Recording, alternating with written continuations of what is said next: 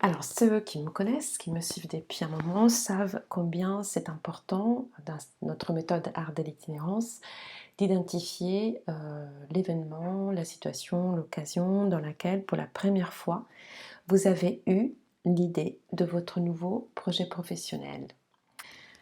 Vous pouvez donc avoir l'idée de 1, 2, moi j'en avais 3 quand j'ai fait l'exercice, 3 options de réorientation. Donc, vous allez les écrire comme des titres, comme des intitulés, 2 colonnes dans cette page, dans cette double page que vous allez donc partager en temps de colonnes que vous avez d'options de reconversion.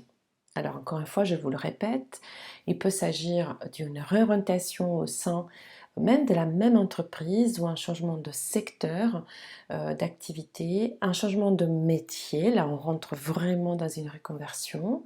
Ça peut être aussi de passer du salariat à une activité indépendante ou vice-versa.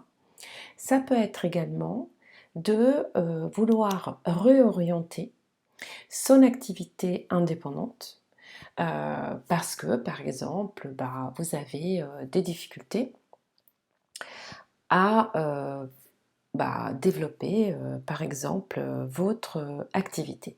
Et donc, vous souhaitez trouver des nouvelles pistes.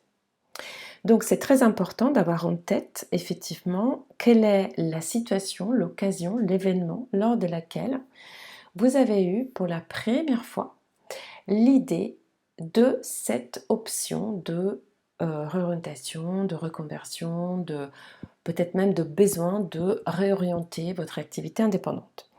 Et donc vous voyez dans cette feuille, cette double page du carnet, vous avez 4 lignes. Donc il s'agira de remplir pour chaque option, pour chaque colonne, ce qu'il faut donc pour chacune de ces 4 lignes. Alors, la première ligne est justement la ligne de la description de l'événement. Donc là, il s'agit non seulement de l'identifier, mais aussi de le décrire dans les détails. Et pour être sûr de ne rien oublier, je vous invite à avoir en tête donc 3 éléments en particulier qui sont 1, le lieu où vous étiez, où cet événement s'est déroulé. Le deuxième élément à avoir en tête, c'est le temps, donc après l'espace, le temps. Donc, c'était quand? Donc, il y a combien de temps, quelle date, mais aussi est-ce que c'était le matin, l'après-midi, le soir? Et la troisième chose, donc là, en réalité, vous voyez venir, c'est exactement donc l'unité de lieu, de temps donc, et d'action de tout bon dramaturge. Donc il faut maintenant que vous vous souveniez exactement de ce qui s'est passé. Donc, est-ce que c'est vous qui avez fait quelque chose? Est-ce que c'est quelqu'un qui a fait quelque chose? Est-ce que peut-être il s'agit plus, pas vraiment d'une action physique, mais d'une discussion, d'un échange oral? Quelque chose que vous avez dit à quelqu'un, quelque chose que quelqu'un vous a dit. Donc, cette dimension de l'action, en fait, elle va amener aussi votre souvenir des personnes, des personnages qui étaient impliqués dans cet événement. Et c'est donc important de décrire qui étaient ces personnages. Pour chacun, donc, que faisait-il, pourquoi il était là, etc.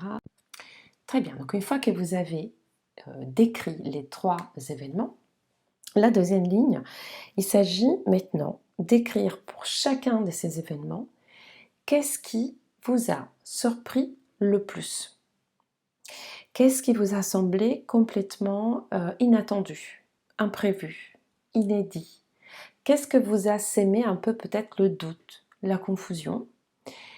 Qu'est-ce qui vous a vraiment interpellé? Qu'est-ce que vous vous dites encore aujourd'hui, j'aurais jamais cru que? Et donc vous notez pour chacun des 3 événements reliés à chacune de vos 3 options, qu'est-ce qui vous a surpris?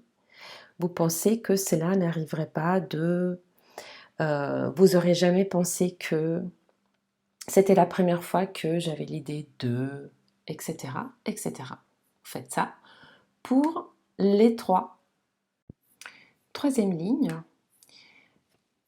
Dans la troisième ligne, vous allez pouvoir maintenant aller un peu plus, on va dire un peu plus loin dans vos ressentis et essayer d'identifier, de décrire au-delà de la surprise, qui est une sensation, quelles autres sensations vous avez éprouvées lors de cet événement.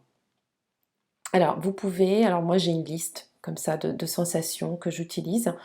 Voilà, vous pouvez facilement trouver aussi des listes sur Internet auprès de professionnels comme par exemple, je ne sais pas si vous connaissez Isabelle Filiosa, qui est une thérapeute d'enfants qui utilise beaucoup les listes de sensations, donc c'est pas difficile d'en trouver.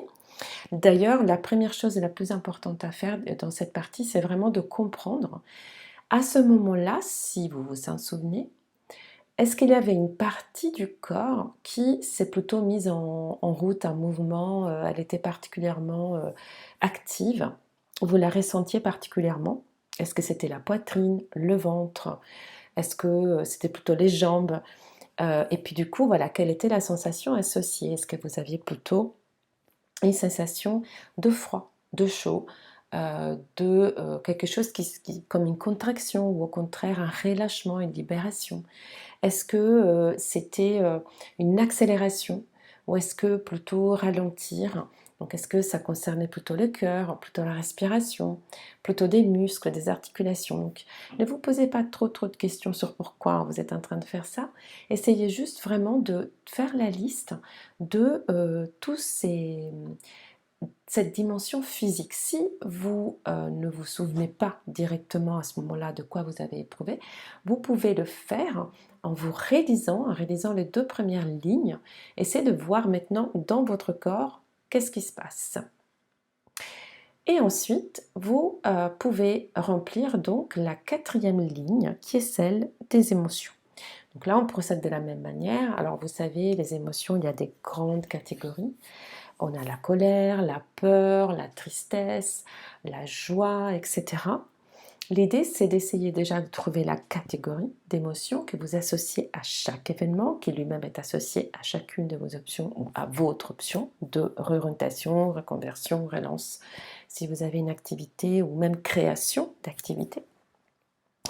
Et vous essayez au moins d'identifier la grande famille et puis ensuite d'essayer de peut-être aller un peu plus dans le détail de l'intensité. Est-ce que votre colère était juste un petit énervement ou alors est-ce que c'était vraiment une sourde colère, une rage?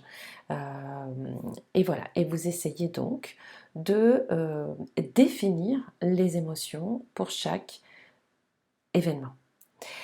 Alors là-dedans, en fait, vous allez trouver plein d'ingrédients pour l'exercice qui va suivre et qui s'appelle tension, qui lui-même va pouvoir vous aider à